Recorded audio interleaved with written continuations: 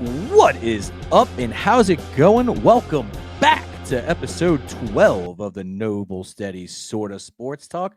My name is Tyler. His name is Joey, if you forgot it. I know it's been a while, but we are back with a vengeance, just like our beloved Saints are. Man, it's been a wild start to the NFL season. How's it going, Joey? Man, a lot has happened. A lot has happened. Our Saints are winning in ways that we never thought possible. I'll be honest. I had my doubts. You had your doubts. We all had our doubts. Oh, I think Who Dat Nation as a whole had their doubts. If you would have told me that we were going to be going into week 3 against the Eagles 2-0 and having scored 40 points in both games, I'd have called you a liar. But I'll take it. I'll take it. so for those of you who don't know, as Joey alluded to, the Saints have been on an absolute tear the first 2 weeks of the season, winning by major margins, scoring 47 and 44 points respectively in each of their first 2 games, while holding their opponents under 20 points, and which is absolutely insane. The offensive efficiency. I mean, nobody saw this coming. This has vibes of coming out of nowhere. Like, and I'm not getting ahead of myself, so bear with me. Okay. But the only other time I can really remember, well, I should say there's a few times in the Saints like life cycle, right? Or recently, where you had the 2006 season where it's like, oh God, came out of nowhere, made some noise, then kind of hit a lull. Then 2009, oh wow, came out of nowhere, won a Super Bowl. Then you kind of have the sustained success. 2011 was a great year. You kind of fall off because of the Bounty Gate year, have a bounce back in 2013. Then we kind of hit that lull to the 2017 season where we had that amazing drive class and we had that success. And I feel like we may be coming out of that lull again, Joey. I don't know about you, but I'm not trying to get ahead of myself. I'm not trying to get ahead of myself. Just to show you that you're not alone in not getting ahead of yourself, they have a stat that has been making the rounds, and I want to see if this one's kind of familiar to you.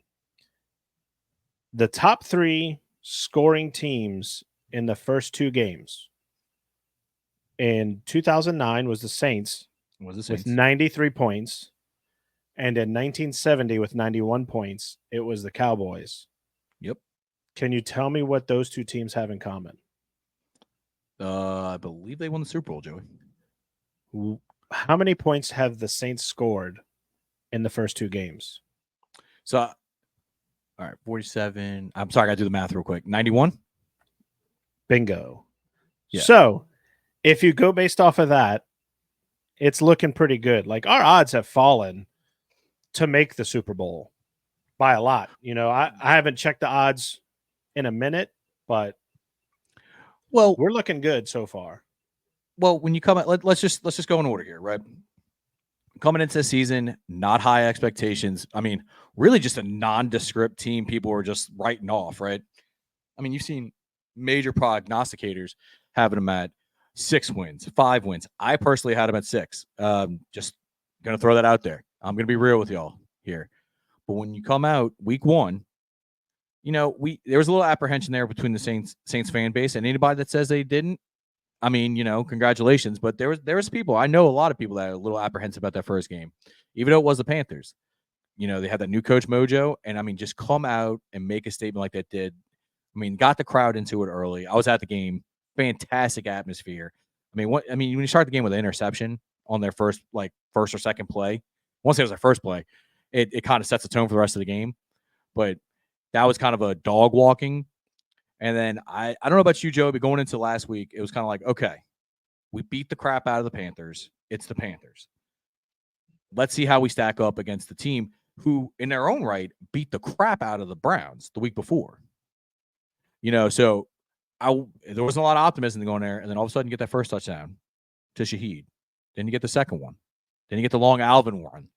And you're like, wait a minute. Are we going to beat the brakes off the Cowboys? And then it happens. And then you're like, maybe we are for real. And I think we are. And just like Dennis Allen said, and I can't believe I'm quoting him. By the way, I love the fact that he quoted Kendrick Lamar. It was hilarious to me. Sometimes you got to just pop out and show them. You know what I mean? And we did. They're absolutely dog walking them the first 2 games. So I'm still, I'm loving it. Anytime you can beat the Cowboys, it makes for a good year. Yes, I'm wearing a Dallas Stars hockey shirt, but this is a different team. They're not owned by the same guy. The followers of this channel should know that Yes. Dallas Stars is going to be a part of the family here for NHL Yes. since we don't have one here. And we'll And get that's there fair. we'll get to them in a second. Yes. But I'm still going to take this one game at a time. I am by no means going to say, oh my God, we're going to win the Super Bowl. Oh my God, we're going to make it. Because of how this season has gone, obviously with, with your fantasy team, players are getting hurt.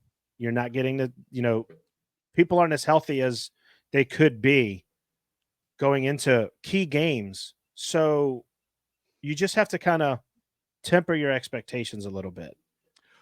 Oh, it's a long season. It is a very long season. And I hope they can keep this up. I mean, look, they're not going 17-0. They're not going to dog walk every single team they play. There's going to be losses along the way. Look, they're playing a really good Eagles team coming up this Sunday. We had a talk at work, and we were saying that I said this. I said, if we go into the game against the Chiefs, if we can get 4-0 there, I'll be fine with that being our first loss. If we can get that far and that be our first loss, then I'll start saying, okay, maybe we can make a deep run into the playoffs. Maybe we can make it to the NFC Championship game and get to the Super Bowl. Do I hope we have home field advantage for that? As a fan, yes. As somebody who works in the industry that is all of like print and all that for the Super Bowl, no. I feel for the people that have to get all that together. However, I still want to see them make a deep run. I still want to see them win the Super Bowl. In the Dome. In the Dome. Oh my God. Can you imagine what Mardi Gras would be like this year? If that happens? Could you imagine what Bourbon Street's going to be like? Nobody. Okay. Okay. Were you one of the people who went downtown after the Saints won the Super Bowl in 2010? Yes. How long did it take you to get downtown? It didn't matter. It didn't even matter. No. It was probably like an hour and a half. Okay. It's going to take people traffic. 4 hours to get downtown. And let me tell you, there's not going to be anywhere to park, nothing. But let me tell you, though, real quick. It's going to be worth it. Story time here. When we were going down there, like a parking lot on the interstate going down there, we're honking. Everybody's honking the horn, saying who dat, black and gold Super Bowl, whatever you want to call it. It was just such a fantastic, just night in general because everybody was just happy. Have you ever just been somewhere where everybody's happy? Like it didn't matter who you were, everybody was celebrating, right? Like that night was just insane. I can't wait. I hope I'm like you. I'm not going to get ahead of myself.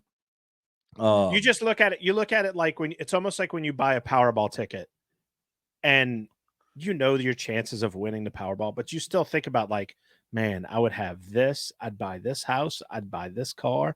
We'd go on this trip. Like you're just like, oh man, that would be so nice. Well, I'm also looking at it as, yeah. Well, look, I'm looking at the simple fact is I go with my eyes tell me. And Joe, we play a lot of fantasy football together. We do a lot of rookie scouting together. And I always tell you, I'm going to trust my eyes. And you just don't they're just playing great fundamental football. It's not complex. It's not reinventing the wheel. It's pre-snap motion and play action passes. I can literally show you the play on Madden where they've hit Shaheed for a touchdown the last 2 games on the deep post routes. It's not complicated, but with the amount of play action motion and just showing a little window dressing can do for an offense is insane. You know what else is nice? What's that? We're not using an offense that worked in 2008 and thinking it's going to work in 2024. That's very true. I mean, I heard Clint Kubiak say it in a press conference, and I'm like, as soon as he said that, it hit me. I was like, oh my God, that's what we've been doing. We've been relying on Pete Carmichael's 2008 offense to get this team to win in 2024. Yeah, it was a lot of West Coast principles, like 1, 2, 3 balls out, like a lot of pre-time stuff, and defense just kind of figured it out, right? And kind of knew, okay, and let's call it what it is. Carr improved from being gun shy. Kubiak screaming. Let's dive into that. Where the most improvement is, if you let me digress a little bit. Mm-hmm. To me, it's got to be the offensive line. Hands Like, down. Oh my goodness. For an area of the team that I thought was going to be a massive weakness, to the way they're just basically hiding the weak points or what could be weak points and extenuating strengths. I mean, go figure. That would be the key to success, is insane to me. They figured out a weakness on Dallas's line. Be like, okay, they have trouble with the outside zone runs and tosses and everything like that. Let's get Taysom in the backfield with Kamara and let him lead the way on stretch plays. They did that numerous amounts of times. It's great to watch. It's not as exciting. Like, we have the exciting plays, don't get me wrong, but this is the formula to win. Derek Carr throwing 20 to 25 times, us running the ball, and just letting that awesome defense we have rest. So they're fully healthy and can do what they need to do. Because if you look at the Dallas game, the only slip up I really see we having on defense is the CeeDee Lamb touchdown. Really? Which I wouldn't even. He's going to score a touchdown. CeeDee Lamb is going to score. It's CeeDee Lamb, right? Yeah. So you can't Stuff like look that at happens. it and be, yeah. You can't be mad at that. Could you go, oh shit? Yeah, but you can't be mad at that. But let me ask you something real quick. I'll be the one to say that I was in the camp where I thought Kamara may be on his last legs, like last year, the year before last. Mm-hmm. I swear, he looks as spry and as fresh as when he was 24 years old. Do you know why? Right now. Well, he wants to make that. He wants to make that money, and either we'll pay him or someone else will. And I'm not hating that. Yeah. I also think that he's, I think there's also something where he's like, okay, I'm not going to catch a pass and then immediately get tackled every time. Because last year, look, and we'll spin a lot of this fantasy football wise just because it makes it easiest in our heads to understand it. But please drop a comment. Let us know if y'all are getting a little tired of that. But fantasy football wise, this guy was a PPR monster, meaning points per reception. What do you have, a game of 13 catches for 30 yards last year? Yeah. Like, it's insane the amount of those kind of games he had. But I'll give Carr credit, and I've been a harsh Carr critic. He is finally standing in there and taking the shots. Like, he's finally letting him that play a bit longer. Do you know what I just thought about? It literally just hit me. Okay, that's gonna be interesting. Do you remember week 1 last year when they showed, it was NFL Films had that clip of Derek Carr going, Rashid, run, just run. You could almost see like panic in his eyes to be like, I'm tired of being hit. Yeah. So he's just like, if he just runs, I'm just going to chuck it up there and just hope he gets there. And he scored a touchdown on that play. You don't see that. You don't see that in Derek Carr now. There's see confidence. You see him going to J.C. Horn and going, we got 3 on you. You see him scoring a touchdown and doing the Michael Jackson, which he shouldn't have gotten fined for. It was the grab. I mean, he could. I know he grabbed and tugged up though. So I'm like, yeah, he just needed to do less pump. It's always at 3 pumps, man.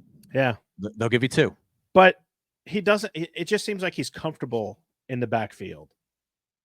Like he wasn't comfortable last year, because you go in and it's like, okay, this is, and I'm sure, and there's no, like, I'm not getting this from anybody. I'm just speculating. I'm sure he had meetings with Pete Carmichael, and Pete Carmichael would bring up Drew Brees. And so then he's like, oh, I got to be Drew Brees. But I'm not Drew Brees. So then he's got that little extra, like, kind of panic where it's, oh, I have to be somebody I'm not. So. Yeah, I mean, look, that makes complete sense for sure. But I will say, I did mention the Super Bowl odds. They started at plus 8,000. They are now down to plus 3,000 according to BetMGM. Okay. So they're the 12th best odds as opposed to the 22nd best. So if you want to try to get some easy action, just hurry up, place that bet. Unless you're the type of person, if you place bets and it never works, do not place that bet. Place it on somebody else. Place it on the Chiefs. If you are a lucky person. If you're a very lucky person, place the bet. I want you to go to the sports book, wherever it may be, get on your phone, go to the casino, whatever, place a bet. If you're an unlucky person, I want you to go bet on the Giants right now. But if you're a jinx, we don't want your money. Damn right. Okay. I'm just trying to add the much emphasis as I can, Joey.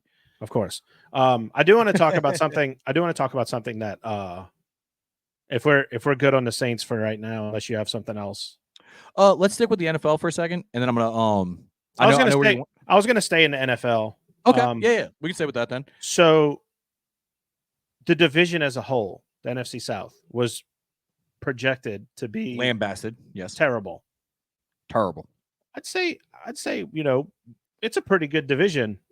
You put us in Tampa, like as the two NFC teams that have looked at best. I don't think anybody's going to argue with you. It's going to be us or Tampa for the South. It's Atlanta's going to compete for a spot. Look, I hate saying it. They're going to compete for a playoff spot. Look, what they showed, like Philly should not have lost that game to them. No, like how anyway, I don't want to dive too much in that game. I don't get how you don't run the ball there, but anyway, I digress. But Atlanta, that's Marshawn Lynch and Pete Carroll about why don't you run the ball? Oh Jesus, dude, that is still one thing that will live in infamy. Like how you don't run the ball with the best power back. I don't care if it's second down. I would have handed to him 4 downs. I would have retired from football. I'd have been like, I'm done. Oh, he can't stand Pete Carroll though. Would you?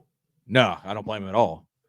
But like I was saying, I think it's a 3-team race. Like Carolina is just an absolute dumpster fire. And if I could take a little sidetrack real quick, because one of the other big things that happened was Bryce Young being benched. I feel bad for him. I do. I do not think this is all on him. Could he have? I can't even blame the guy really. Look at that roster. What blue chip players do you have besides maybe Derek Brown on the defensive line? Exactly, dude. Like, there's nobody. They tried. I mean, is Joe Horton's kid a blue chip kid? I don't know if you call him blue. He's a good player. I don't know if he's a blue chip player though. Like a guy that you're like, oh, he's top 100 easy. Like, right?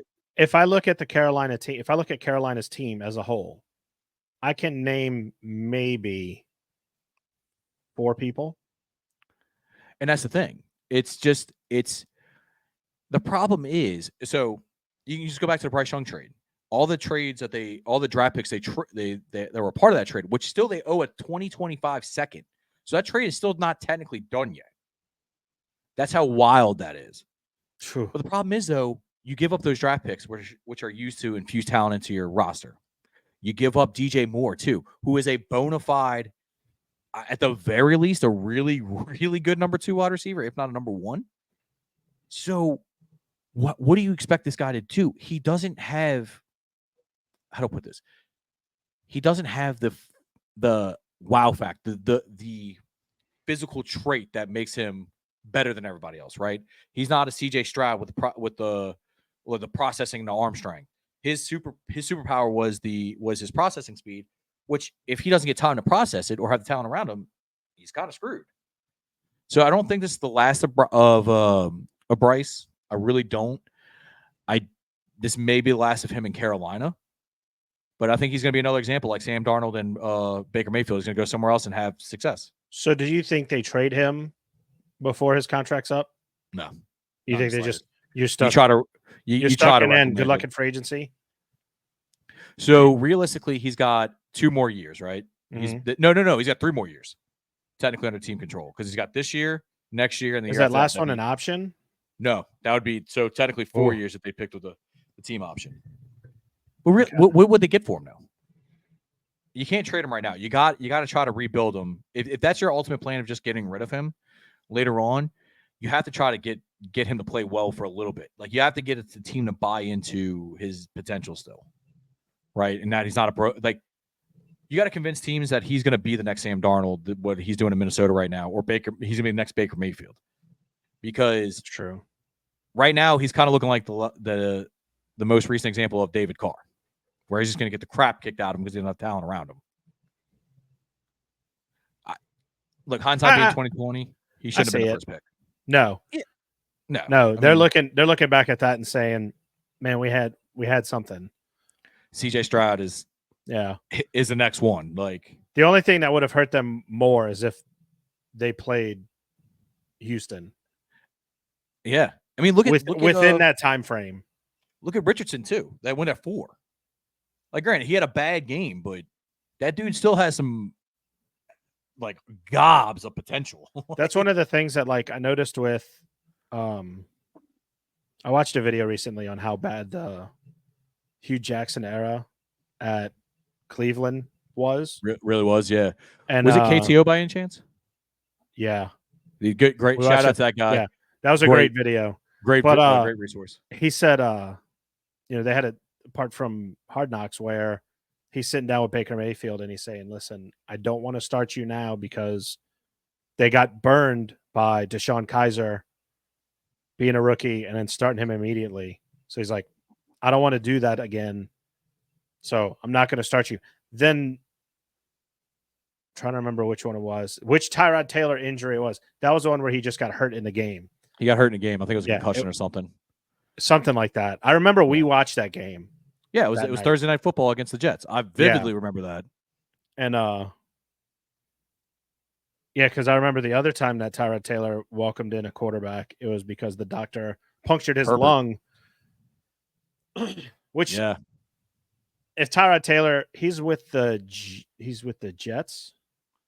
Yes, he's the backup quarterback for the Jets right now. So he's like, y'all don't draft if Aaron Rodgers retires and I'm still here, don't draft a quarterback because then I'll usher him into a new era of Jets football. But you almost wonder if Bryce Young would have been one of those players where it's like, look, we're going to give you a year under somebody, get you used to the speed of the game and not put you in the game. Maybe it would have helped his development a little bit. Oh, with that dumpster fire of a roster, what it is? Yeah, it probably would have done him well. Just say like, hey man, we'll throw Andy Dalton out there for a little bit. Let him take the hits, let him take the beating behind his offensive line and let you get comfortable first. Because what happens is you develop bad habits and, let me ask you real quick, right? Mm-hmm. Would you do that now? Would you blanket statement say, hey, quarterback is better sitting for a year and learning? Or would you say, or you in the camp where it's every case is different? Or do you go with, hey, or they need to learn by playing? It depends on the person. I think that if there's things that the player needs to develop and you know that going in, but you're going to draft him, you sit him. You say, hey, take this year off, compete next year. You're the quarterback of the future. Prove to me that you are. Let's not even say a year. But you're not. Let's say not half a year, right?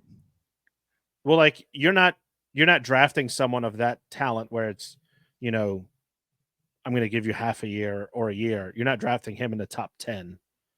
If you're drafting him in the 30th spot, then yeah, maybe I'll sit there and say, hey, we're gonna throw, we'll sit you down. But if you're in the top 10, of course he's getting thrown to the wolves. That's a lot of money still. Yeah. I mean, even with the slotted rookie. But I think that what needs to happen is because quarterback play across the board. I mean, there was a stat you told me about rookie quarterbacks. I'm trying to remember what it was. Oh, you're talking about from this year. Yeah, this year. It's very interesting. Through 2 weeks, we don't have a single passing touchdown from a rookie quarterback. And the thing is though, the Giants lost a game having scored 3 touchdowns and the other team scored 0. That other team was the Jaden Daniels-led Washington Commanders. Yeah, look, it's across the board. Just football this year is just in a weird kind of like what is going on. Well, there's another shift happening, right? You can kind of feel it because through week 1, and I want to say week 2, but I could be wrong here. It's the lowest pass attempts. It's the lowest passing yardage. It's across the board. And normally we see a dip in the beginning of the season offensively because people are still trying to find their feet. Like, okay, this guy looked good in practice, but he's not performing on the field. Those kind of things happen. But I've never seen it like this where it's come to where it's down across the board. It just seems more aggressive. Yeah. Thank you. Yeah, it's just normally you get that normal. That's normal. This year it's just like through the floor. Well, that and the injuries, man. Like, and plus you're seeing more teams starting to do more, like getting back to the offenses, not being able to be as explosive or whatever. You're seeing a lot more deep two safety looks. Teams are like, hey, you can nickel and dime us all the way down the field. Yeah, we're not giving you over the top. We're not giving you big plays. So even Mel Kiper came out and said that they should ban it because it makes the game boring. I'm like, no, dude, come on. You can't like. There's so many advantages for the offense compared to defense. You can't take everything away from them. I played college football 25. I'm doing a nice, love it. I'm doing a dynasty, and I'm the offensive coordinator for Iowa. I played Ohio State. Okay, they were ranked number 2 in the game. Do you know how I kept up with them? Ran the ball. I ran the ball, first down, and then dump off second down, short throw third down. I only worried about getting first downs. Yeah, I never worried about I'm going to throw it deep. Now, what screwed me over was I tried running the ball, and my offensive line completely forgot how to block, and I ended up behind the chains. Yeah, I ended up behind the chains and then threw a ball that shouldn't have been thrown as he was getting tackled, and the defensive line was just like yoink and ran it for a touchdown. But sometimes to win the game, it's got to be boring. Oh yeah. Some of the most boring games for a casual fan is going to be the best game for that team's fans because they're winning. It doesn't matter. Like, that's the thing. As long as your team's winning, I don't care. Like, look at the Steelers. The Steelers are the perfect example. They're like, it's going to be one of the ugliest looking wins you're ever going to see. But guess what? We're going to win. We're going to play defense. We're going to run the ball. We're going to punt. We're going to play the field position game. And that's just the way it's going to go. And, hats off to them. It works for them.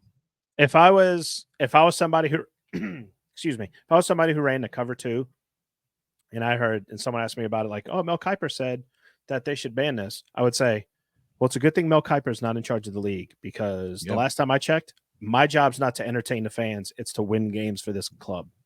Exactly. Do I enjoy the fans? Do I think they're a very important part of the team, part of this organization? Yes, but they are not who pays they don't write my check. Yeah.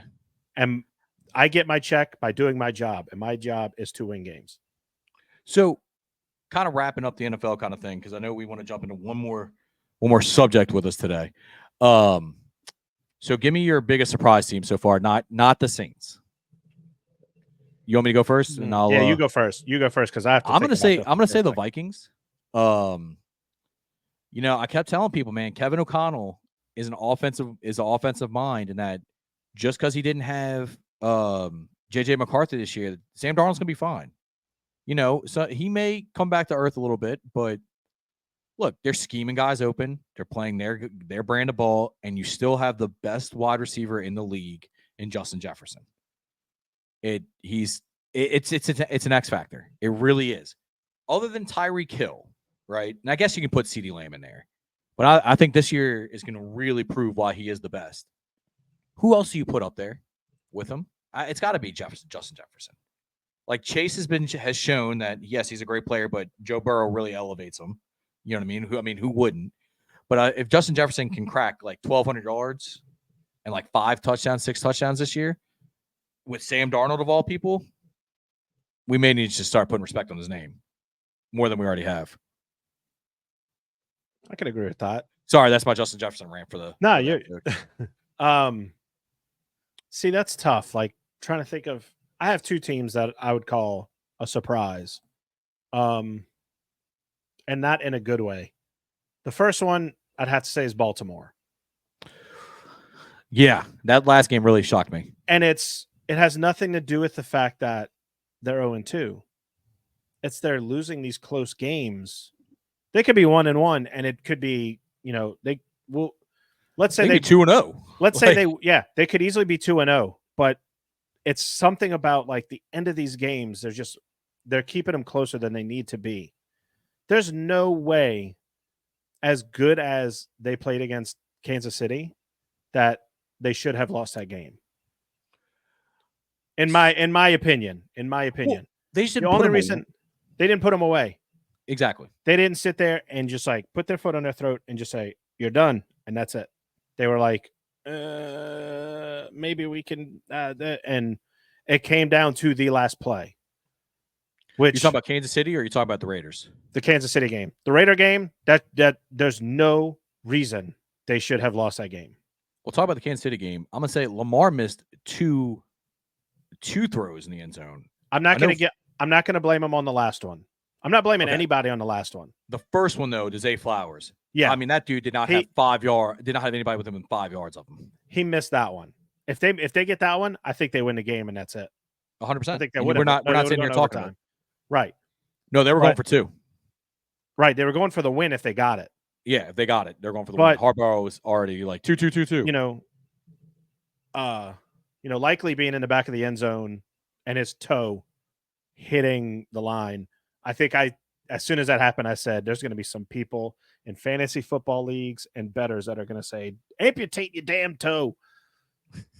Why'd you have to? Couldn't you be a half shoe size smaller? Yeah, but he made the play. He was just that little bit off. Yeah. But the other team that I want to put in the surprise factor is the Bengals. I did not think they were going to be 0-2. So I did not expect them to lose week 1. That's one thing I just didn't see New England being that good. It's week 2 against the Chiefs, and it came down to There's some chicanery. Yeah. Now, don't get me wrong. For anybody who's going to comment about the flags, the pass interference was pass interference. I'm sorry. There's just no ifs, ands, or buts about it. It was a solid, it was a good call. The pass interference was correct. Jamar Chase can't lose his cool like that. The holding call That was iffy. Yes. that wasn't called. That was iffy. Yes. I'll give you that one. Look, Offsetting penalties. We replay the down. I'm gonna let you know a little secret, okay? Uh-huh. Mahomes is now going to get the Brady treatment with flags. Why is that? Why is that? Why? Why is that a thing? Because he's a star quarterback. He is the face of the NFL. Technically, if you ask certain people, the face of the NFL is Travis Kelce because he is dating Taylor Swift. I'm not even going to entertain that nonsense. Considering, I had to give you that one. I had to. yeah, I'm not even going to entertain that nonsense. But it brings up a good point with Travis Kelce. He's another one that has been very slow out the gates. And I didn't think he was going to be this bad. Oh, the tight end position as a whole has been horrible stats wise, but except for, and I'll bring up another surprise one after this one for you. But Travis Kelce did not see that one. But go ahead. I was just shocked at. I think what he needs to do is he needs to go to another barber because I saw this on a video and you're going to laugh at this. He looks like an undercover agent who actually, was working a drug case and actually got into the drugs and started dealing them himself. When you look at him now, that's what he looks like. So you're saying this guy's getting high on his own supply? Possibly. Okay. Well, I mean, wait, it's number one rule, but I don't know where I saw that. I don't know where I saw that. So it is somebody else's idea. It's not mine. But they did that. They said that in the video, and then right after that, they cut to Taylor Swift and says, "Yes, we do cocaine together." And I just had to allegedly. laugh. Yeah, allegedly they don't do cocaine. Maybe one other guy I want to shout out real quick. Were you done, Joey? I'm sorry, I didn't mean to cut you off. No, you're fine. One guy I want to shout out because I knew he was going to be good. I just didn't think he would be this good right off the bat. Dude, Brock Bowers. Holy moly. He has like 8 targets a game. I think he had 8 his first game, 9 his second game. He's a target monster right now. And by the fact that like a lot of people were like, oh, well, the quarterback in Oakland, Las Vegas is I just heard an entire city in California just blow up because you said that. I messed up. I know. But my thing is, though, this is what talent's going to overtake it. And they're literally they're like, okay, we got Devontae Adams and we got Brock Bowers. We'll try to run the ball occasionally, but those are our 2 targets, and we're just going to pepper them with targets the entire time. And as somebody that has Brock Bowers in a dynasty league, I'm not hating on it. So you look at the talent at quarterback. It's Gardner Minshew. Take that how you will. I think he has flashes of brilliance, and then sometimes he looks like a meme of himself. But the tight end position is basically meant for a lot of for a long time. Oh, hey, nobody's open. You're my good check down. Boop. Safety blanket. Safety blanket. I think Brock Bowers is in that good position where he is that safety blanket, and he can get a lot of stats, toward his whatever bonuses he gets by being that. And if he sticks with it, who knows where he could go from there. And then as years go on and he gets a better quarterback, he's going to be insane to watch. Let me tell you, I always felt, I said at the beginning of the show, I trust my eyes. And dude, he's him when it comes like the next generation. Laporta is off to a slow start, but I think it's gonna be him, Laporta. McBride's kind of off to a slow-ish start as well. Those three, I think, are the next ones that usher in, because you have your guys in Andrews and Kelsey right now, and I know I'm forgetting somebody else, and it's gonna drive me nuts. But they're kind of on their way out, and you have these guys coming in. Andrew still has a little bit more left in the tank. I just don't see Kelsey. I know he signed that 2-year deal. I don't think he plays up to that same potential, though. I hate to say it for Baltimore. Mark Andrews is on his way out the door, and it's definitely likely that Isaiah is going to be taking that number 1 tight end spot. We'll see. I mean, definitely at the end of the season, I think there's a possibility of some stuff happening.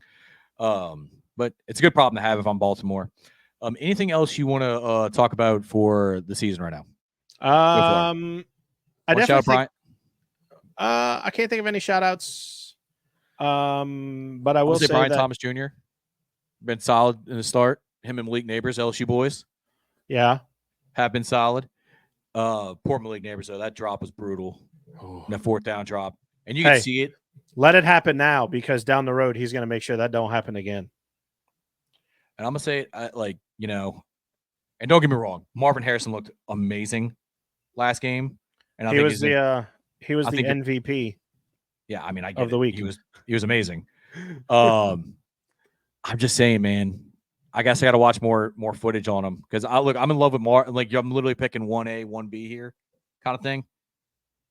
Dude, I just lean Neighbors, and like there is bias there, of course, LSU kid, but man, when I watch him, it's literally like Antonio Brown 2.0. And it is insane. You just gotta hope the concussions don't catch up with them. No. I'm strictly talking play style there, of course. But it's just so, when he has the ball in his hands, he can house it at any time. You know what I mean? I feel like Marvin Harrison's going to beat you more with his route running and catch that 20-yard, 25-yard post. And then if he doesn't have anybody tackle on him, like, I just don't see the tackle breaking ability. But that's a small nitpick. I mean, a very small. I think those two guys are going to be in conversations for best wide receiver for years to come as well. One last thing, though, Joey, and it's going to kind of segue into what we were talking about earlier. Mm-hmm. One disappointment I'm going to say right now, since we're in it, he's called the last 2 Cowboys games. He is now the part of the A team for. I didn't realize he called the first week of the Cowboys. Yeah, he did. Games. He did. I didn't realize it was back-to-back. Back-to-back for Fox. He's part of the A team of Fox now. And that's Mr. Tom Brady. Now, don't get me wrong. The man has definitely, if not established himself as the GOAT, a dang good argument for the GOAT of all time. I'm just not giving my personal opinion, just throwing out facts here. This dude, I'm going to say right now, is not it as a commentator. I'm hoping he gets better, but right now it is a rough watch. I think he'll get better. I don't see it. He can't. He's too good at everything he does to not get better. To not get better. I hope Fox looks at it and says, you know what? Maybe we throw Greg Olsen in for the Super Bowl, because right now that A team is your Super Bowl team with Tom Brady and Greg Burkhardt. But I heard a rumor today. I don't know how. The source isn't fully like. It's just something you saw. Something I saw that a certain NBC color commentator his contract is up either at the end of this year or next year. So I think, and I saw in that rumor that Greg Olson will be making a network switch from Fox to NBC. And in my opinion, a Mike Tirico, Greg Olson booth would be fantastic. Look, hats off to Greg Olson. The thing with him is the way he breaks the game down. He makes it very digestible and very easy to follow along. If that makes sense. You know what I mean? It's not like, oh, well, let me talk high level and talk above a lot of people's heads. You know what I mean? One thing I did, I will say about Tom Brady is when they talked about a rookie who I want to say it was like he fumbled the ball or he mishandled the ball somehow and it got to like the other team got it. I don't know if it was us or if it was against the Browns, but they asked him like, would you give him another shot? You know, give him the benefit of the doubt and go again. And he said, not today. That was against blatant. That was the Browns. No, against us when the Cowboys played us, when Dak threw the interception. He was talking about the kid falling down. Oh yeah. And Burkhardt's like, would you go back to him? He's like, oh, not today. And I'm like, yeah. Oh, okay. I was like, ooh, I do like that kind of like, you know, up front, like tell it like it is kind of attitude.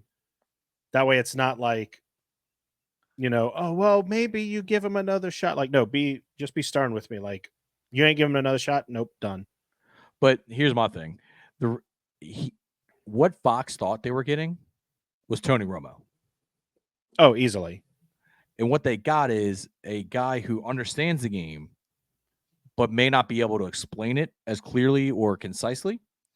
There's a lot of times where he seems very robotic. This is purely opinion, very robotic. And I found myself in my head saying, well, no duh, Captain Obvious, on a lot of things he was saying. You know what I mean? Like, it wasn't informative to me. I was just like, oh my gosh, like, can we just stop? Yeah. Just regurgitating basic information.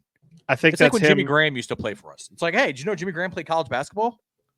It's like, hey, did you know that Kim Mulkey is Kramer Robertson's mom? I mean, son. Yeah, it's like something like that. However they did it. Yeah, when you do it for 6 months, most people are gonna understand it now. Yeah. Especially with the use of highlights and clips and everything like that on YouTube. Like, come on, man. You know they're gonna end up getting the information is gonna get out there. We don't need to beat over the head. Did you know that Drew Brees beat Andy Roddick in a tennis match? That was another one that I vividly remember. I remember that early on. I don't remember that later in his career. I guess it took him winning his Super Bowl for that to kind of be pushed aside. Like, oh, Andy Roddick was his best. Like, beating him was like his greatest accomplishment. It's like, no, now he's Super Bowl MVP. Which I don't tell you, he was like 2 years older than Andy Roddick was anyway. So it's like, cool. Didn't Drew Brees didn't he have a family member that played tennis? No, I don't know. Or something. I don't remember off the top of my head, but it's just like, okay, guys, well, that's a fun fact that I don't need to know every little tidbit about that, right? About the players, but I mean, it's cool in some aspects. What was it? Westlake High School in Austin, Texas. Yes, Westlake High School in Austin, Texas. And did you know Nick Foles went there too? Like, we could go on and on and on about this. Every time I talk about that, like every time that kid's brought up, it's like, did you know this person went to this high school? Did you know? I think about my niece and nephew who go to school in Coppers Cove, Texas. And my niece goes to Coppers Cove High. And I always go, hey, do you know what famous person went to this high school? Robert Griffin III. Oh, man, that baguette got him, though. That baguette got him. Oh, my God. And for those who, that's another thing that we missed. Look, we kind of took a break over the Olympics and everything like that, but there is a very, I think it was very enthusiastic photo of Robert Griffin III. It was a big croissant. A big croissant. And he was just, there's no way to put it. Yeah. He looked very comfortable eating it. We're going to leave it at that. It looked quite hugely phallic when he ate it. So, yeah. He looked very comfortable eating it, relax the jaw, relax the throat muscles. He was ready to receive it. And, I'm not saying it's the reason he got let go, but it's very weird timing. It's about a week later, he was let go Yeah. from something like that. Just saying. I hate that. I enjoyed Robert Griffin. He brought like a wasn't youthful excitement to when he called a game or was part of a announced team. Like people can sit there and nitpick the when he was doing the alternate cast of the Michigan TCU game and he's like, I gotta go. My wife's having a baby, and he just takes off. That felt you don't remember, you don't know what I'm talking about? No, I do know what you're talking about, but it felt very staged if I remember correctly. But I can see that like really happening. The only reason it felt staged was because the way he was holding the phone, he was like this.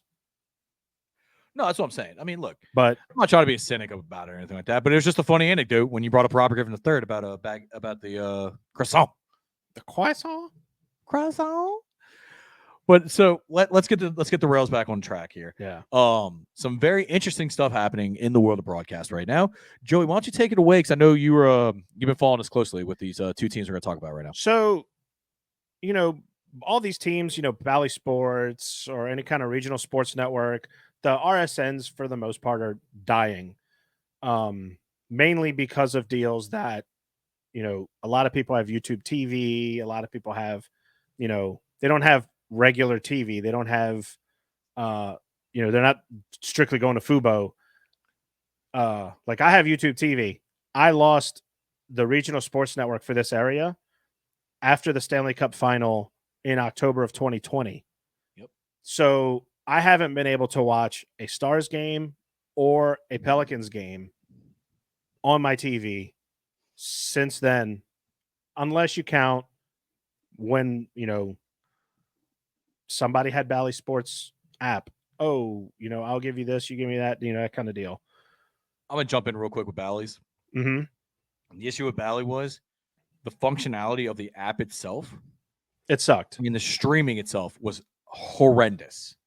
And to charge people $20 a month. No matter how many, and it's no matter how many teams you have. Yeah. And Bally's, you can look at me in my eyes right here. That was a highway robbery. You failed to deliver a product, and the product you did deliver was absolute garbage. And you deserve to go bankrupt. They could have kept the same app, same functionality, and they could have said, hey, in your area, you have the possibility of watching X number of teams, $10 a team. I'd be good with that. So you're talking about an a la carte kind of pick and choosing, which I feel like would probably be the way to go. Like, because let's be real. Let's be real. I'm not watching the Mavericks. No. I'm not watching the Rangers unless they're playing the Yankees. Yeah. No, I get it. Our friend's not going to watch the Dallas Stars because he's not into hockey yet. So he's only watching the Pelicans. So he's paying the same amount for just the Pelicans that I would pay for the Pelicans and the Stars. Yep. That's not cool. No.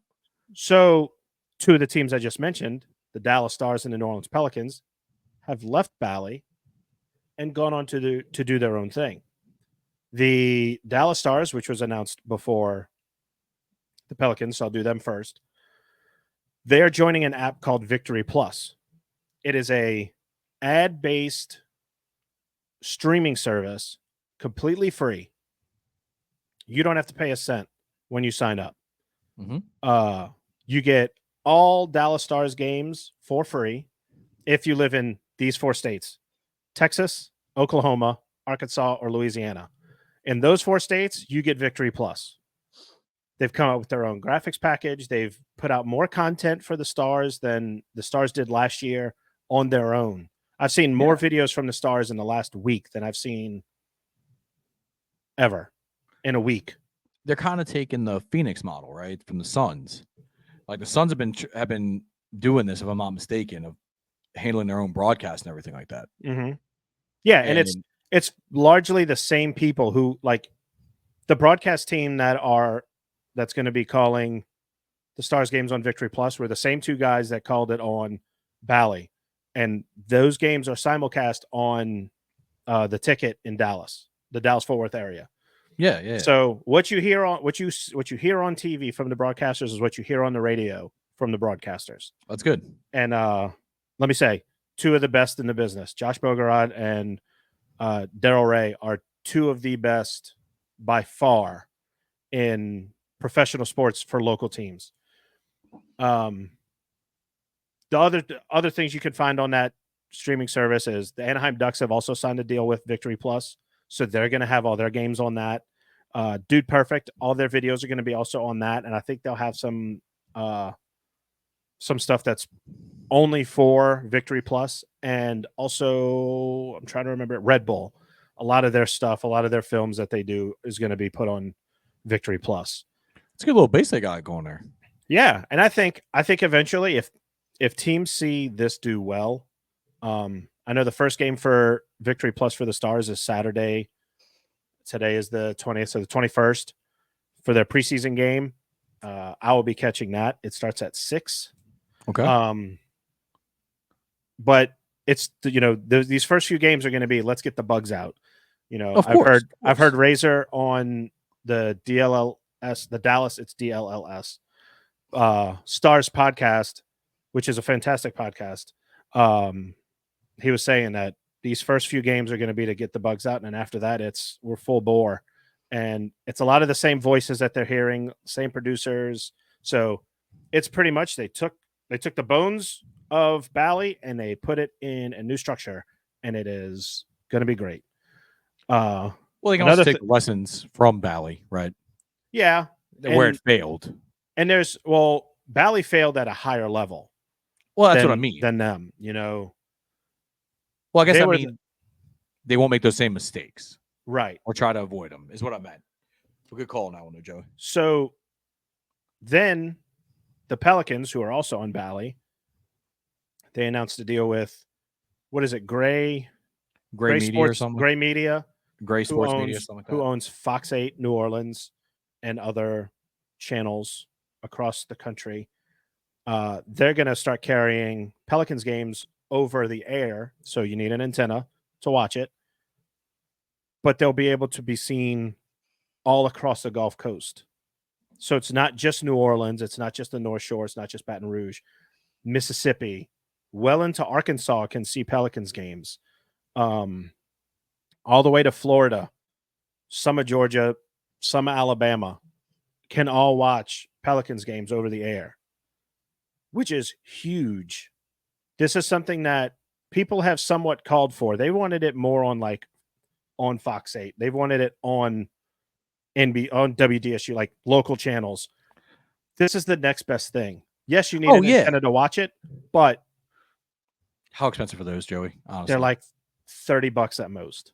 So you pay. So instead of paying $30 a month, you're paying $30 one time, and you get to watch it whenever they're on. So, and here's the thing, right? And I look, a lot of people are like, yeah, why can't it be on Channel 3, Channel 4, Channel 8, whatever? Those are national affiliates that have their own content that they're already programming in, right? Like, it's really hard to broadcast a Pelicans versus Pistons game during prime time during Thursday. During a Thursday. So yeah, whenever that show is going to have, when they have their big shows on there. So that's kind of tough. And let's just call it what it is. There's more fans for that show that's going to be probably missed than the basketball team. But I do agree with you. This is the next best thing. You can watch it whenever you want. It is a local affiliate, right? Or a local company that's doing this. Now, do I think that there will be some games on for the New Orleans fans? Fox 8? Yes.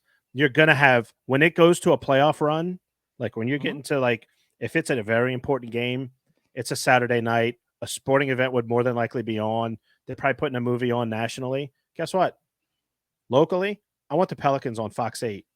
That'll bring eyes to my channel for one, and two, it'll get more people watching because that'll be people who don't have an antenna, who are just too lazy to go get one.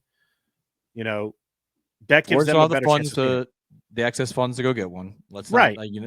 Not, some people, every cent counts from their check. So let's not exactly. No, I'm not. Trust me, I'm not knocking that. No, I get it, dude. Like we've all been there. Down the road, when it's we're the number one team in the league. There we and go. We want to clinch a playoff spot, and it's the middle of March, and there's nothing going on but basketball. Let's start that game on. Baseball don't start for another month. Fox is going to have their Saturday night slot be Baseball Kinda Night in open. America. Boom. Yeah. Put a Pelicans game on. I agree with you, but I'll say this at the very least, as we kind of come to a close here, is that it's exciting at the very least, and it's eliminating unnecessary hurdles, and a lot easier on my pocketbook, which I'm okay with. Yes. But just talking about it now, getting back in the swing of it. We got the Pelicans coming up. The Saints are freaking rolling. The Stars are about to start tomorrow night preseason. I can't wait. Joey, I just got 2 words for you. Let's go, buddy. Let's go. That's 3 It's gonna words. be a good. I don't care. I don't care. The words we're gonna focus on is let's go. It's an exciting time. I'm excited to see what happens. Let's get to end this off. Let's get a prediction for the Saints game this Sunday. Who you got and why? It's going to be the Saints. It's in the dome. You got a score for us? You were about to say 40, weren't you?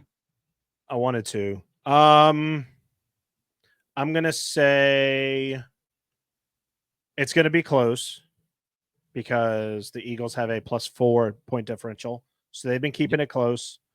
It's going to be, I'll say 28-24 Saints. I like it. I was going 24-17 Saints. The big key for us, stopping Saquon and making Jalen Hurts uncomfortable. Also, people that are putting out that the Saints have scored on every possession, that is wrong. They've punted at least 3 times. So pump the brakes on that. Do I wish that was correct? Yes. But we have a punter who's actually very damn good. We just haven't used him a lot. We saw him at the Saints Open practice at Yeoman Stadium. Yes. And he was averaging about 5.1, 5.0 seconds of hang time on every punt. Just kicking bombs out there. Yeah. He made that field. He made 100 yards look like a freaking arena football field. Dude, you ain't kidding. Just real quick, just want to say the key to me is stopping Saquon. Especially with them not having A.J. Brown this game, we can devote a lot of attention to Devonta Smith. I think also you have to keep an eye on Jalen Hurts because he will get you for those 3rd and 19s and get a random first down. I think, and I don't disagree with you, but I have a lot of faith that DeMario is probably going to be watching Jalen Hurts like a hawk. I think so. I think that would be my play. But look, you can't argue with the results right now. They're rolling, and let's keep it going. And it's gonna be fun. We got a bunch of games this weekend. We got the NFL. I'm ready for it, Joey. Anything else you want to end on before we say adieu to the people? I love sports. Oh, I do want to talk about something kind of weird. We were talking about broadcast rights. Bear with me. So when you sign a broadcasting rights deal, if you're a media partner, you sign that for the year. NBC was scheduled to have Xfinity for the year. And somehow they decided to change it, and now because of college football, and they sent it to the CW because next year the CW is going to have Xfinity series all through the year. But what's weird is they moved it 8 races early, and NBC is still producing it. So they're still putting out the content, but they're just leasing it to CW. Makes no sense. The only thing I can say is that the CW came in and really was just like, hey, we really need this on. We want this on our channel. We'll need this, and they're paying a licensing fee. Mm-hmm. That's the only thing that kind of makes it, or a fee to have the rights to broadcast it. It is odd. I'll give you that one. CW is stepping up their sports footprint. They've got college football games. They got the WWE now too. WWE's on there now with NXT. Yeah. They're trying to become a channel that's like, hey, look at us. And more power to them. I think that's just one of those things where they're looking at it as, hey, let's get the sports on here as soon as possible instead of waiting, and let's find a deal with NBC to finish this out, right?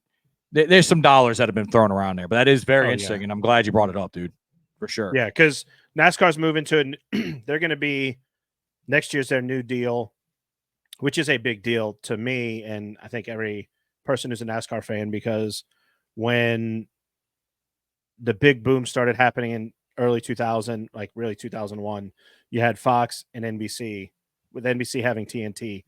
Then it went Fox NBC or Fox TNT, then ESPN for a few years, and then NBC got their rights back fully. Well, next year it's Fox, Amazon Prime. They're calling it Turner Sports, but they're gonna have races on Max and TNT, Yep. and then NBC is gonna take basically the playoffs, and then like a couple races before.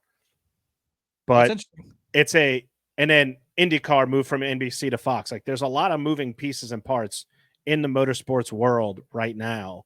I think it's the So sports world as well. it's gonna be wild to like. I thought going from ABC to NBC would be wild for the Indy 500. Going from NBC to Fox, which has had the Coke 600 for years since 2001, having that go to Prime that year is going to be really wild. Well, it's a lot of changes. These media companies are just trying to get as much content as possible to have as many eyes on the product so they can sell the ad spacing, right? Yep. Makes complete sense.